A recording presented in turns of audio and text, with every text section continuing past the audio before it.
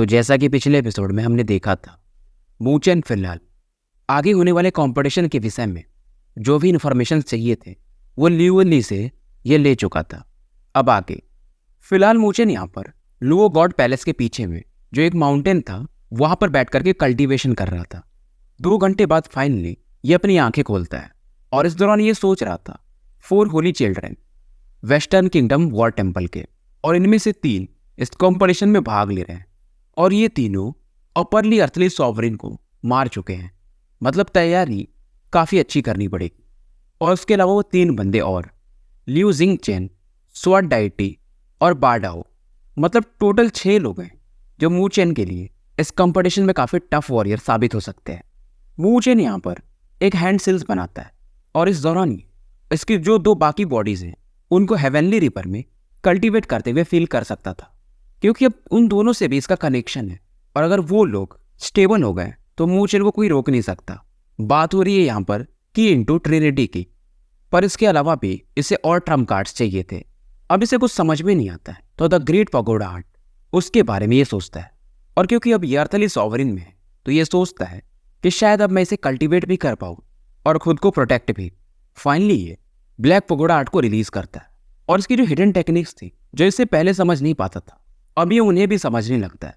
समय निकलते जाता है, कुछ दिन बीत जाते हैं और मूचेन अभी तक वहीं पर था। लुओली बीच में आती है पर देखती है कि ये कल्टीवेशन में लगा हुआ है तो ये भी कुछ नहीं करती है और समय ऐसे निकलते जाता है। 10 दिन निकल जाते हैं और 10 दिनों तक मूचेन बस पगोडा आर्ट को ही कल्टीवेट कर रहा था और इसे एक आवाज़ सुनाई देती है कि इसे ब्रेक कर दो, एंसेस्ट्रल ऑरा को फ्लो करने दो, तब जाकर तुम असली पावर को फील कर पाओगे। मूचेन भी तुरंत ही ब्लैक पगोडा को कोलैप्स करवा देता है और उसमें से एक लाइट बाहर निकलती है। उसके बाद की लाइन थी फॉलो द हार्ट। मूचेन इसे एक्सप्लोड करवाने के बाद एकदम शांत था और इसे फील होता है कि इसका माइंड कहीं और जा रहा है, जहां पर इसे एक वॉर्टेक्स दिखता है। हालांकि इसका सोल काफी तेजी से ट्रैवल करता है काफी दूर। यह पूरा डार्कनेस वाला जगह था। यह सोचता कि मैं कहां पर आ गया और एक काफी पुराना लैंड दिखाई देता है और इस जगह के बीच में एक काफी बड़ा सा पगोडा था। मूचेन भी हैरान था और ये पगोडा काफी पुराना भी था। इस पर कई सारे एंसेंट मार्क्स भी थे और एक भयंकर लेवल का प्रेशर मूचेन फील कर रहा था जो कि शायद हेवनली सॉवरिन से भी मे भी ऊपर हो। इसे समझ में नहीं आ रहा था ये कहाँ पर है। पर मूचेन इसका सोल जब वहां पर पहुंचता है तो फाइनली एक वुमेन जो कि क्रॉस लेग्ड बैठी हुई थी, इसकी आंखें खुल जाती हैं। आंखों में इसके आंसू थे और ये कहती है, मेरे प्यारे बच्चे, फाइनली तुम उस लेवल पर पहुंच गए हो कि एंसेस्ट्रल लैंड में तुम्हारा सोल एंटर कर पा रहा है। ये ऐसा खुद से बोलती है। अब मूचेन थोड़ा सा हेजिटेशन में रहता है, फिर कुछ भी करके उस ब्लैक पगोडा की तरफ आगे बढ़ता है और ये हैरान था क्योंकि इस पगोडा का जो पावर था वो वॉर एम्परर से भी ज्यादा था। इधर ये पगोडा भी मूचेन को यहाँ पर फील करता है और इसके अंदर से भी एक साउंड बाहर निकलने लगता है। पगोडा में से एक लाइट निकलता है। मूचेन भागने को देखता है पर इसे मौका मिल ही नहीं पाता है और वो लाइट मूचेन को कवर कर लेती है। ये लाइट पूरी इसके मानो फिजिकल बॉडी को भी, जो कि काफी दूर हो, उससे भी स्कैन कर पा रही हो। मूचेन को डर लग रहा था कहीं कुछ गड़बड़ न हो जाए, पर वो लाइट धीरे धीरे गायब हो जाती है। मतलब ये जो पगोडा था इसे कंफर्म कर रहा था। अब पगोडा में से एक एयर स्ट्रीम बाहर निकलता है। ये एक मिस्टीरियस ऑरा था, द एंसेस्ट्रल ऑरा। मूचेन ने जो इन्फॉर्मेशन इसे मिली थी उस समय कल्टीवेशन के दौरान, उसमें इसने सुना था कि इस ऑरा को खींचो तब जाकर के तुम रियल पगोडा बना पाओगे। और जैसे इसे ये शक करता है, पूरा इसका जो ब्लड था वो अलग सा उबाल मारने लगता है और धीरे धीरे एक पगोडा लगभग 12-14 फीट का यहाँ पर बनने लगता है। पहले जो मूचेन पगोडा बनाता था ये वाला पगोडा अब उससे अलग था। यह मिल्की वाइट कलर का दिख रहा था। हालांकि धीरे धीरे इसमें जो भी इम्प्योरिटीज थी वो भी खत्म हो जाती है। मूचेन का सोल यहाँ पर था, वहीं इसकी जो बॉडी थी लुओ गॉड क्लैन में, वहां पर इसके आसपास एक पर्पल फ्लेम देखने को मिलता है, डार्क फ्लेम, जो कि इसकी बॉडी को कवर करके था। और सेम डार्क फ्लेम इसके पगोडा के बाहर भी अपीयर होता है। मूचेन को यह समझ में आ रहा था कि अगर ये पगोडा जितना ज्यादा ट्रांसपेरेंट होगा उतना इसको फायदा होगा और इसे रिफाइन करने का तरीका वही है जो एंसेस्ट्रल ऑरा है उसे ज्यादा से ज्यादा एब्जॉर्ब करूं। इधर सीन शिफ्ट होता है। बुदूर एंसेंट क्लैन में 2 लोगों को दिखाया जाता है जो कि क्रॉस लेग्ड बैठे थे और ये काफी बूढ़े थे। दोनों अचानक से अपनी आंखें खोलते हैं क्योंकि एक स्ट्रेंज फ्लक्चुएशन इन्होंने फील किया था। ये तुरंत ही एक मिरर निकालते हैं जहां पर इन्हें एंसेस्ट्रल लैंड देखने को मिलता है। इन्हें वहां पर एंशिएंट पगोड़ा के बाहर में एक और पगोड़ा दिखाई देता है, क्रिस्टल लाइक पगोड़ा। ये भी हैरान थे क्योंकि वो जो पगोड़ा था जो कि अब मूचेन रिफाइन कर चुका था वो था होली पगोड़ा। कि ये पगोड़ा हमारे क्लैन में तो लंबे समय से किसी ने रिफाइन नहीं किया है। कौन है ये बच्चा? मतलब इनको लग रहा था इन्हीं के क्लैन का होगा क्योंकि ऐसे वहां पर कोई एंटर कर ही नहीं सकता। पर तभी इन्हें कुछ रियलाइज होता है कि जिससे भी पहले एंसेस्ट्रल लैंड जाना है उससे पहले अप्रूवल लेना पड़ता है, और इन्होंने तो अभी तक एंसेस्ट्रल लैंड को खोला नहीं है, तो ये बंदा अंदर कैसे घुसा? इधर मूचेन को दिखाया जाता है ये अपने क्रिस्टल पगोड़ा से काफी खुश था और लगातार इसे अभी भी ये टेम्पर कर रहा था। ये जैसे ही खुश हो रहा था तभी यहाँ पर स्पेस में क्रैक्स होते हैं और एक पावरफुल हैंड अटैक इसकी तरफ बढ़ता है और एक आवाज भी सुनाई देती है कि कौन है ये चोर, यहाँ पर तुम घुसे कैसे? मूचेन तुरंत ही अपने पगोड़ा को रिलीज कर देता है और यहाँ से भागने को देखता है। ये तुरंत ही अपने माइंड को पगोड़ा के अंदर डालता है कि जैसे आया था सोल के माध्यम से वैसे निकल जाएगा। मूचेन अब इसमें जा ही रहा था और पीछे से वो बंदा काफी गुस्से में चिल्लाता है, तुम चूहे इतना आसानी से कैसे भाग जाओगे? और मूचेन के आसपास एक सुपर एरे बनने लगता है। मूचेन को ऐसा लगता है जबकि एक वर्टेक्स में एंटर कर रहा था वो वर्टेक्स ही रुक जाता है, मानो इसके आसपास का स्पेस और टाइम फ्रीज हो गया हो। मूचेन सोचता है कि अपने पीस ऑफ माइंड को सेल्फ डिस्ट्रक्ट करके यहां से निकल जाता हूं, थोड़ा लॉस होगा पर बच तो जाऊंगा। और इस क्रिस्टल पगोड़ा को ये कुछ भी हो जाए ऐसे छोड़ना नहीं चाहता था, और अगर ये खुद को सेल्फ डिस्ट्रक्ट नहीं करेगा तो बोदूर क्लैन वाले इसे ढूंढ ही लेंगे। अब ये फिर से क्रिस्टल पगोड़ा को अपने माइंड से कंट्रोल करता है और तभी ये फील करता है ये जो एरे था जो इन लोगों ने बनाया था उसका इफेक्ट मूचेन पर कम हो गया। इस मौके का फायदा उठाकर ये वॉर्टेक्स में तुरंत ही एंटर कर जाता है। जिसने अटैक किया था वो खुद सोचता है कि हमारे इतने पावरफुल एरे में, जिसे कि एंसेस्टर प्रोटेक्शन स्पिरिचुअल एरे कहा जाता है, इसमें कैसे लूप होल हो सकता है? ये बंदा कैसे बच गया? मूचेन यहाँ से निकल चुका था और उधर वो अटैकर चीख रहा था और जाने से पहले इसके आसपास एक प्रोटेक्शन बैरियर था, वो भी एक स्पिरिचुअल सील्स का था। इसमें एक फैमिलियर ऑरा फील करता है। ये थी इसकी माँ। मूचेन के भी आंखों में आंसू थे कि अभी मर रहा था, फिर अभी इसकी माँ ने इसे फिर से बचा लिया और ये मन ही मन कहता है हाँ बस मेरा वेट करना, मैं जल्दी वापस आऊंगा। अब इधर वो वर्टेक्स में गायब हो रहा था और एक एल्डरली मैन वहां पर प्रकट होता है कि ये वर्टेक्स जा कहाँ पर रहा है, मैं उसका लोकेशन ट्रैक कर लूँ। पर ये भी कुछ नहीं कर पाता है क्योंकि वहां का जो भी स्पेशल ट्रैक्स थे यानी आगे का रास्ता वो भी गायब हो जाता है। और एल्डर तुरंत ही उस डायरेक्शन में देखता है जहां पर मूचेन की माँ थी, मतलब वो यहाँ पर नहीं थी जहां पर उन्हें कैद किया गया था, और ये चीखता है किंग यान जिंग तुम कर क्या रही हो? आंटी जिंग भी कहती हैं मुझे नहीं पता आप किस बारे में बात कर रहे हो ग्रेट एल्डर। अब ये पूरी बातें बोलता है गुस्से में कि एक चोर घुस गया था और तुम उसे प्रोटेक्ट कर रही थी। यान जिंग कहती है मुझे क्या पता, मैंने कुछ नहीं किया, और क्योंकि ये एंसेस्टर प्रोटेक्शन स्पिरिचुअल है ये तुमने ही बनाया है, मतलब बनाने वालों में से तुम एक हो, तो इसे मैनिपुलेट कौन कर सकता है? तुमने ही किया है। तुम्हें क्या लग रहा है मैं बेवकूफ हूं? और शायद वो जो बेटा यानी जो चोर आया था वो तुम्हारा बेटा था। लगता है मैंने तुम्हारे उस बेटे को अंडर एस्टिमेट कर दिया। कुछ ही सालों में वो काफी पावरफुल बन गया है, उसने होली पगोड़ा बना लिया है। अब मैं कुछ एल्डर्स को भेजूंगा उसे पकड़ने के लिए। इतना सुनते ही यानजिंग को गुस्सा आता है। ये तुरंत ही कहती है अगर आप एल्डर्स को भेजे फिर मुझ पर कुछ मत बोलना अगर मैंने बदले में रिटेलिएशन किया तो, क्योंकि बुदूर क्लैन में बहुत सारे हेवनली सॉवरेन्स थे तो ये आराम से मूचेन को मार सकते हैं, पर यानजिंग के रहते हुए नहीं। ग्रेट एल्डर भी कहते हैं तुम क्या करोगी? यानजिंग बस इशारा करते और जहां पर ये ट्रैप थी वहां के एक सेल अपने आप बिखरने लगते। सीधा सीधा ये कह रही थी कि मैं यहाँ पर अपने मन से हूं, नहीं तो तुम्हारी इतनी हिम्मत नहीं कि तुम मुझे कैप्चर कर लो। ग्रेट एल्डर भी हैरान था कि क्योंकि यानजिंग का जो कंट्रोल था पहले से भी काफी खतरनाक हो चुका था स्पिरिचुअल एरेस पर। अब ये सीन देखकर ग्रेट एल्डर भी थोड़े डर जाते हैं। यानजिंग का सीधा कहना था अगर हेवनली सॉवरेन भेजा तो मैं बख्शूंगी नहीं किसी को। ग्रेट एल्डर भी कहते ठीक है मैं किसी हेवनली सॉवरेन को नहीं भेजूंगा, पर कुछ लोग तो जाएंगे, अर्जली लेवल के ही होंगे पर जाएंगे तुम्हारे बच्चे को कैप्चर करने। अब यानजिंग भी शांत हो जाते हैं क्योंकि मूचेन ने होली पगोड़ा बना लिया है, मतलब वो अर्थली सॉवरेन पर तो पहुंच ही चुका है। एटलीस्ट वो बच के तो भाग ही सकता है अगर अर्थली लेवल के सॉवरेन रहे तो। अब ये मन ही मन कहती है कि मेरे बच्चे, मुझे जितना करना था मैंने कर दिया है, बाकी तुम्हारे ऊपर। इधर मूचेन को दिखाया जाता है जहां पर ये बैठा हुआ था, इसके पसीने छूट रहे थे और फाइनली अपनी आंखें खुलता है और इसे फिर से अपनी माँ की याद आती है। जो प्रोटेक्शन वगैरह था इसकी माँ ने जब इसको जन्म दिया था उस समय ये सब प्लान कर लिया था, पगोड़ा पे कब कहाँ पे क्या सील लगाना है। मूचेन गुस्से में अपने मुक्के को जमीन पर मारता है कि बहुत हो चुका, मैं जल्दी ही बुदूर क्लैन जाऊंगा। और वैसे भी अगर बुदूर क्लैन वालों ने हेवनली सॉवरेन भी भेजा तो इसके पास मार्शल एंसेस्टर का अभी भी वो मार्क है, तो उन्हें ये बुला सकता है। अभी अपने इमोशंस को शांत करता है और अपने क्रिस्टल पकोड़ा को कल्टीवेट करना शुरू करता है। पहले मूचेन की स्पिरिचुअल एनर्जी हल्की पर्पल थी क्योंकि इसमें अनडाइंग फ्लेम मिला हुआ था, लेकिन अब क्रिस्टल पगोड़ा के कारण ये काफी मिस्टिकल दिखता है और काफी तेजी से अब आसपास की स्पिरिचुअल एनर्जी को भी ये एब्जॉर्ब कर सकता था। और फिलहाल मूचेन की ओर लोली अर्थली सॉवरिन के पीक पर पहुंच चुकी थी। इधर मूचेन अपने ख्यालों में था, तभी यहाँ पर लुओली, ग्रैंडफादर टियानसेन और अंकल टियानलोंग ये तीनों आ जाते हैं, क्योंकि इन्होंने भी एक फ्लक्चुएशन फील किया था, इसीलिए यहाँ पर आए थे। लुओ टियानसेन तुरंत ही कहते हैं, तुम्हारी स्पिरिचुअल एनर्जी ये पहले से कई ज्यादा गुना स्ट्रॉन्ग कैसे हो गई, क्योंकि बस 10 दिन पहले और 10 दिन बाद में काफी अंतर था। मूचेन की स्पिरिचुअल ऑरा को ये देखते हैं, जो कि पहले से काफी अलग था। मूचेन भी स्माइल करता है और अंकल टियानलोंग से कहता है, क्यों ना मैं अपनी नई स्पिरिचुअल एनर्जी टेस्ट करूं।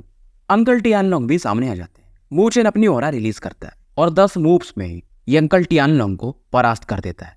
और बड़ी बात ये थी कि अंकल टियानलोंग अपनी स्पिरिचुअल एनर्जी यूज ही नहीं कर पा रहे थे, क्योंकि मूचेन ने इनके स्पिरिचुअल एनर्जी को ही सील कर दिया था। ग्रैंडफादर टियानसेन अपने बेटे टियानलोंग की ऑरा को फिर से रिलीज करवाते हैं, मतलब वो सील ब्रेक कर देते हैं। बेसिकली ये पावर था मूचेन के क्रिस्टल पगोड़ा का, पावर ऑफ सीलिंग। मूचेन खुद हैरान था, लुओ टियानलोंग हैरान थे कि ये स्पिरिचुअल एनर्जी तुम्हारी इसमें सीलिंग प्रॉपर्टीज है। और टियानसेन एक गहरे विचार में चले जाते हैं। ये मूचेन की तरफ देखते हैं और कहते हैं कि जितना मैं जानता हूँ, ग्रेट थाउजेंड वर्ल्ड में बुदूर एंसेंट क्लैन एक ऐसा क्लैन है जो पावर ऑफ सीलिंग में महारत हासिल किया हुआ है। अंकल टियानलोंग भी देखते हैं और सोचते हैं, क्या ये मूचेन ये बुदूर एंसेंट क्लैन से रिलेटेड है। वो इन लोगों काफी खुश थी कि चाइल्ड ऑफ कॉन्टिनेंट बैटल में अब मूचेन के लिए काफी अच्छा रहने वाला है। मूचेन को भी अब समझ में आता है क्यों बुदूर एंसेंट क्लैन इतना पावरफुल है। और लोली भी बताती है, क्योंकि वहां पर 3 लेवल के कंपटीशन है, तो ये जो लोली अर्थली सॉवरिन का बैटलफील्ड है उसे ज्वाइन कर रही है। इधर समय निकलते जाता है और कंपटीशन काफी करीब आ चुका था। सीन शिफ्ट होता है और वेस्टर्न किंगडम बैटल सिटी को दिखाया जाता है। सिटी में काफी हलचल थी और बहुत सारे अर्थली सॉवरिन लेवल के लोग यहाँ पर देखे जा सकते थे। कुछ लोग तो बस बैटल देखने के लिए आए थे। इधर वेस्टर्न किंगडम सिटी के सबसे बड़े हॉल को दिखाया जाता है। यहाँ पर थ्रोन पर एक शैडो बैठे हुए थे और इनके आसपास इनके डिसाइपल्स खड़े थे, लिंग जानजी, लिंग जियांजी और लिंग लॉन्गजी। चौथा वाला भी था, पर ये 3 ही मेन बैटल में जा रहे थे। ये इनसे बातें करते हैं। ये चारों होली सन्स थे और ये कहते हैं, तुम 3 इस कंपटीशन में भाग ले रहे हो, कुछ भी हो जाए तुम में से कोई एक ही ये कंपटीशन जीतना चाहिए, समझ गए ना। तीनों हाँ में सर हिलाते हैं और ये समझाते हैं कि वैसे तुम तीनों काफी पावरफुल हो, पर ओवर कॉन्फिडेंट मत होना, खास करके उस लियो जिंगचैन, स्वॉर्ड डाइटी और बाडाओ से सावधान रहना। अब उनके नाम सुनकर ये तीनों हंसते हैं, क्योंकि ये तीनों उनसे ज्यादा पावरफुल है, थोड़े से ही सही पर थे तो जरूर। इस दौरान वॉर एम्परर बोलते हैं, एक और बच्चा है मूचेन करके, और फ्लेम एम्परर के कारण वो इस कंपटीशन में भाग ले रहा है। हालांकि वो है अर्थली लोली सॉवरिन पर वो अपरली अर्थली सॉवरिन में भाग ले रहा है और वो कैपेबल भी है। तीनों ने स्टोरीज तो सुनी थी, ये समझ जाते हैं ये वही मूचेन है। और इन्हें ये समझ में आता है कि वॉर एम्परर इस डिसीजन से खुश नहीं है, पर फ्लेम एम्परर के कारण इन्हें ऐसा करना पड़ा है, तो हम जरूर उससे बदला लेंगे। अब जो चौथी फोली सन्स थी वो एक लड़की थी और वो लोली अर्थली सॉवरिन में भाग ले रही थी। इसका नाम था लिंग फीजी और ये भी सच में काफी सुंदर थी। चेहरे पर एक तिल था जो उसकी सुंदरता को और भी ज्यादा बढ़ा देता था। ये भी कहती है, हॉल मास्टर आप टेंशन मत लीजिए, लोली अर्थली सॉवरिन का कंपटीशन मैं ही जीतूंगी। पर वॉर एम्परर कहते हैं, पहले तुम आसानी से जीत सकती थी, पर एक लड़की लोली करके आ रही है जिसने लुओ गॉड सेलेस्टियल बॉडी को कल्टीवेट किया है, तो तुम उसे अंडरस्टिमेट नहीं कर सकती। लिंग फीजी जब उस लड़की का नाम सुनती है तो इसके अंदर एक जेलसी तो आती है। इधर जो बाकी तीनों होली सन्स थे वो भी सोचते हैं, हाँ यार वो लड़की काफी सुंदर है। अब लिंग फीजी भी कहती, अगर आपको पसंद है तो आप ट्राई कर सकते हो। लिंग फीजी भी कहती है, मैं भी उससे मिलना चाहती हूँ। सबको मालूम है वुमेन और वुमेन के बीच का जो जेलसी होता है वो काफी बड़ा होता है। इधर मूचेन और लुली भी वॉर सिटी में पहुंच चुके थे और साथ में इनके ग्रैंडफादर टियानशेन भी आए हुए थे। लुओनी ने यहाँ पर एक कोट ड्रेस पहना था और दिखने में ये बला की खूबसूरत लग रही थी। और क्योंकि इसने लुओ गॉड सेलेस्टियल बॉडी भी प्रैक्टिस करना शुरू कर दिया था, तो सुंदरता और भी ज्यादा बढ़ गई थी। चेहरे पर इसने एक नकाब लगा रखा था ताकि लोग इसे पहचाने ना। फिर भी लोग बस इसके फिगर को देखकर इसकी तरफ अट्रैक्ट हो जा रहे थे। अब ये आगे बढ़ते बढ़ते पवेलियन के करीब पहुंच चुके थे। पवेलियन में कम से कम 100 से ज्यादा अर्थली सॉवरेन बैठे हुए थे। इधर लुओली सामने में एक चीज देखती है और अपने ग्रैंडफादर से पूछती है वो क्या है। इसके ग्रैंडफादर बताते हैं कि जो child of continent most probably जीत सकता है ये उनके नाम है। लुओली अर्थली सॉवरेन के रैंकिंग में पहला नाम लुओली का लिखा हुआ था। मू चैन भी हंसने लगता है। यहाँ पर लोगों ने बैट लगाया था। लुओली के नाम पर बैट लगा था 230 मिलियन सॉवरेन स्पिरिचुअल लिक्विड का, अगर ये जीतेगी। अगला नाम था लिंग फीजी का, जिस पर 200 मिलियन स्पिरिचुअल लिक्विड का बैट लगा था। मू चैन को भी इसके बारे में पता था कि 4 होली सन्स में से एक है ये लड़की। अब मू चैन अपर्ली अर्थली सॉवरेन की रैंकिंग देखना शुरू करता है। पहले नंबर पर था लिंग जानजी, 400 मिलियन स्पिरिचुअल लिक्विड्स। मू चैन सोचता है यार मैंने और लिंग जिंग ने जब जिया डायनेस्टी को एक कॉम्पिटिशन में हराया था तो हम ज्यादा से ज्यादा 100 मिलियन सॉवरेन लिक्विड्स की डिमांड कर पाए थे, और यहाँ पर बैटिंग में 400 मिलियन से ज्यादा सॉवरेन लिक्विड लग रहा है। मतलब ये लोग सच में काफी अमीर हैं। अब लिंग जांगजी तीसरे नंबर पर था। इसके ऊपर 2 और लोग थे और उन पर तो 500 मिलियन के लिक्विड्स का बैट लगा था। उनके नीचे में जिंग चैन, सुमू और बाडाओ का नाम था। मू चैन इन 6 को देख रहा था। तभी ग्रैंडफादर टियानशिन कहते हैं तुमने अपना नाम नहीं देखा क्या? और इनके चेहरे पर एक स्माइल था और इसके पर भी बैट लगा हुआ था 500 मिलियन सॉवरेन लिक्विड्स का। हालांकि इसका नाम ढंग से नहीं लिखा था, फिर भी इतने का बैट, ये खुद हैरान था। मतलब जिसने भी बैट लगाया होगा अगर वो जीत गया तो उसके बल्ले बल्ले। तभी यहाँ पर इनको एक आवाज सुनाई देती है और इनके सामने जू लिंगजी आ जाता है और इसी ने ये बैट लगाया था। और ये मू चैन वगैरह की मजे लेता है कि अब तुम्हें पता चलेगा कि पावरफुल लोग क्या होते हैं।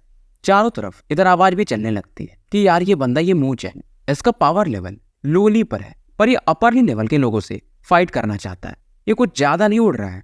और एक अपरली अर्थली सॉवरेन जो कि वेस्टर्न वॉर किंगडम में एक कमांडर था, फिर भी उसे वो पोजीशन नहीं मिला था बैटल के लिए, तो मू चैन को घूर रहा था। इसका नाम जियोंग बा था और ये मू चैन को गुस्से में बोलता है कि अपना पोजीशन मुझे दे दो। मू चैन एकदम शांत था और कहता तुम होते कौन हो, मेरा स्लॉट मुझसे छीनने वाले। जियोंग बा जो कि कमांडर था, लोग इससे काफी अच्छे से बात करते थे। पहली बार इससे किसी ने रूडली बात किया था और इसके ही एरिया में जियोंग बा की आंखें लाल हो जाती है और ये गुस्से में कहता है लगता है तुम मरना चाहते हो। मू चैन फिर भी हंस रहा था और कहता है मैं मू स्टेट का लॉर्ड हूं, मेरे अंडर में कंप्लीट अर्थली सॉवरेन भी आते हैं। तुम एक अपरली अर्थली सॉवरेन हो, तुम्हारी इतनी हिम्मत कि तुम मुझसे ऐसे बात करोगे। लोग भी इधर अवाक हो जाते हैं कि ये बकवास तो नहीं कर रहा, और क्या ये जियोंग बा को जानता नहीं है कि ये वेस्टर्न किंगडम का है। जू लिंगजी भी इधर मू चैन के मजे लेने लगता है और जियोंग बा कहता है होगा तुम्हारे अंडर में कोई, मुझे क्या करना, यहाँ पर तो तुम ही हो। और ये कहता है स्लॉट दे दो नहीं तो मारे जाओगे। जियोंग बा चिल्लाता है दम तुम में, एक्सेप्ट करोगे मेरा चैलेंज? और ये कहता है अगर तुम मेरा एक पंच रिसीव कर ली तो मैं तुमसे माफी मांग लूंगा, लेकिन अगर हार गए तो यहाँ से चुपचाप निकल जाना। मू चैन को समझ में आ चुका था। मू चैन इधर स्माइल करता है और कहता है ऑफर ऐसा नहीं रहना चाहिए, बदले में भी कुछ होना चाहिए। ये कहता है मैं एक पंच झेलने को तैयार हूं, पर साथ में तुम्हें 80 मिलियन सॉवरेन स्पिरिचुअल लिक्विड भी देना पड़ेगा। जियोंग बा की आंखें खुली की खुली रह जाती है और ये कहता है तुम उतने के लायक नहीं हो। मू चैन कहता है पर तुम्हें स्लॉट चाहिए ना, स्लॉट तो उसके लायक है। वैसे तो जियोंग बा के साथ उतने पैसे नहीं होंगे, पर ये जू लिंगजी की तरफ देखता है क्योंकि ये पूरा प्लान जू लिंगजी का फैलाया हुआ था। पर जू लिंगजी भी अपना चेहरा बना लेता है। जियोंग बा अब शांत हो चुका था, पर तभी यहाँ पर आवाज आती है 80 मिलियन सॉवरेन लिक्विड्स मैं देने को तैयार हूं। और ये एक वुमेन की आवाज थी। ये थी लिंग फीजी, यानी जो 4 होली सन्स हैं उनमें से छोटी वाली। लोगों को मालूम था कि ये लिंग फीजी ये लोली से वैसे भी चिढ़ती है, तो शायद इसीलिए ये जियो बा को सपोर्ट कर रही होगी। जियो बा को लोग प्यार से बेयर किंग भी कहते हैं। जियो बा अब तैयार हो जाता है। इधर वो फीजी वो लोली की तरफ देखकर एक स्माइल देती है और मन ही मन कहती है मू चैन को हारने दो, फिर मैं देखती हूँ कि तुम कैसे ऐसे स्माइल करती हो। मू चैन अब सामने आ जाता है और जियो बा अपने अटैक को तैयार करने लगता है। लिंग फीजी जो कि 3rd फ्लोर पर थी, वो भी ऊपर से बैटल देखती है और सोचती है यार ये बंदा साहस तो एटलीस्ट है इसके अंदर। बहुत सारे लोग इस बैटल को देखने के लिए तैयार थे। बेयर किंग कहता है लगता है तुम मरने से डरते नहीं हो या जीने से थक चुके हो। मू चैन भी कहता है यार तुम बकवास बहुत करते हो, जल्दी से फाइट खत्म करो। जियोंग बा अपनी ऑरा को रिलीज करता है। इसकी ऑरा जो थी वो काफी फियर्स थी, भालू के समान, और इवन इसका चेहरा भी इंसान और भालू के बीच में हो जाता है, यानी थोड़ा इंसान और थोड़ा भालू का दिखता है। अब ग्रैंडफादर टियानशिन भी थोड़े चिंतित थे क्योंकि सामने वाले बंदे का स्पिरिचुअल एनर्जी काफी वियर्ड था। पूरी एनर्जी को ये फोकस करता है और मूचेन की तरफ आगे बढ़ा देता है। जैसे इसका अटैक आगे बढ़ता है, आसपास के स्पेस में भी क्रैक्स आने लगते हैं। ये था इसका बिग डेविल्स हेवनली फिस्ट। लिंग फेसी देख रही थी और कहती ये मूचेन काफी एरोगेंट था ना, अब इसे समझ में आएगा। मूचेन इधर पंच के लिए खुद को तैयार कर चुका था। किसी ने ध्यान नहीं दिया था, पर इसके आसपास एक क्रिस्टलिन लाइट अब चमकने लगती है और जैसे ही ये फिस्ट मूचेन को टच करने वाली थी, मूचेन भी एक फिस्ट अटैक आगे बढ़ा देता है। जियोंगबा की ये डेविल्स एनर्जी मूचेन की बॉडी में मानो प्रवेश करने को देखती है। इसी टेक्निक से जियोंगबा ने पास्ट में 2 लोली अर्थली सॉवरेन को एक ही बार अब इसकी रेड वॉयलेंट एनर्जी मूचेन की बॉडी में प्रवेश करने को देखती है। जियोंगबा काफी खुश था, पर सामने मूचेन को भी जब ये स्माइल करते हुए देखता है तब जाके इसे कुछ फील होता है, क्योंकि इसका जो अटैक था जैसे मूचेन की बॉडी में एंटर करता था वो गायब हो जाता था, मानो मूचेन की बॉडी एक ब्लैक होल हो। ये शॉक था कि ऐसा कैसे हो सकता है। मूचेन की बॉडी में लगातार वो जो क्रिस्टलिन स्पिरिचुअल एनर्जी थी वो दौड़ रही थी। जो भी लोग थे वो अवाक थे कि भाई ये चल क्या रहा है, इस बंदे की बॉडी ये तो अपने जगह पे खड़ा है, इसने कुछ किया भी नहीं। और मूचेन हंसते हुए कहता है कि बेयर किंग, क्या तुम्हें तुम्हारी स्पिरिचुअल एनर्जी चाहिए? मैं लौटा सकता हूँ। मूचेन अपने दूसरे हाथ को रिलीज करता है और वहां पर एक रेड स्पिरिचुअल एनर्जी इकट्ठा होने लगती है, जो कि एक लाइट बॉल में बदल जाती है और इस बॉल से ये जियोंगबा पर ही अटैक कर देता है। जियोंगबा हंसता है कि तुम मेरी एनर्जी मुझ पर ही यूज कर रहे हो अटैक करने के लिए। मूचेन हंस के कहता है क्या ये सच में तुम्हारी एनर्जी है? ये एनर्जी जियोंगबा की बॉडी को टच करती है और अपने आप एब्जॉर्ब हो जाती है। जियोंगबा पहले खुश था, पर ये फील करता है कि इसकी बॉडी में मानो इन्फेक्शन हो गया हो। ये एनर्जी जो मूचेन ने भी भेजा ये इसकी हो ही नहीं। और जियोंगबा फील करता है कि इसके अंदर जो स्पिरिचुअल एनर्जी है वो गायब हो चुकी है। ये डर जाता है कि तुमने क्या किया। मूचेन हंस के कहता है क्या तुम मेरे तरफ से एक पंच लेना चाहोगे? और ये तुरंत एक पावरफुल पंच जियोंगबा के चेस्ट पर मार देता है। जियोंगबा काफी दूर जाके गिरता है। इधर मूचेन अब लिंग फेजी की तरफ देखता है और कहता है वो 80 मिलियन सॉवरेन लिक्विड्स अब वो मेरे हुए।